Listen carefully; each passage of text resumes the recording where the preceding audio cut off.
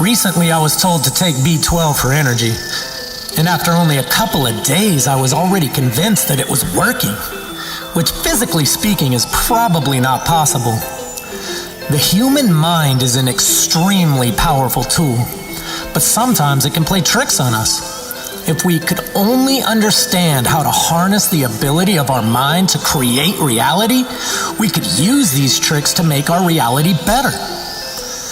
The placebo effect is the perceived or actual positive or negative response one has to a treatment or substance that is completely fictitious, like a sugar pill. There have been many studies done where patients with chronic illnesses have miraculously recovered, or at least believed to have recovered from their ailments after being given a treatment that has absolutely no actual medicinal properties.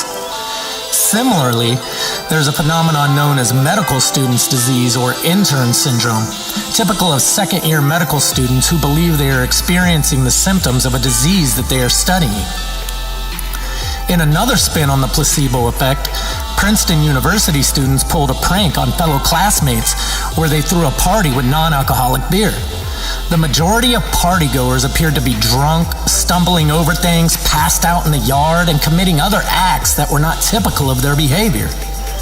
There is even new research in the works that suggests the possibility that these students could have had the same effects while driving as they would if they were actually under the influence of alcohol. So why am I bringing this up? What causes people to heal from a sugar pill?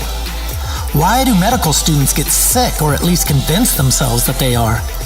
How can our minds and reflexes forsake us after drinking non-alcoholic beverages?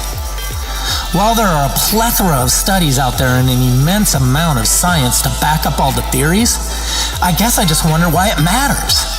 If we can be happy and healthy, does it really matter if it's real or just perceived? After all, isn't it our end goal to be exactly that? Just like my energy level, does it matter if I felt more energized from the B12 or if it was from my mind's desire to have more energy? If we could all just realize that our minds are more powerful than any machine or any medicine that ever existed or ever will exist, then we could go places and accomplish things that we never before dreamed of. Your world is not confined to the monotonous existence that takes place between your pillow and your desk at work. Your world is not limited to whatever mundane lifestyle you or everyone around you has decided to succumb to at some point when you gave up on what you really wanted out of life. Think about it. Human beings are responsible for building manned aircraft that can exceed the speed of sound. We're responsible for designing computers that can fit in our front pocket. So why on earth would you ever doubt your own ability to do whatever you want to do, build whatever you want to build, or become whatever you want to become?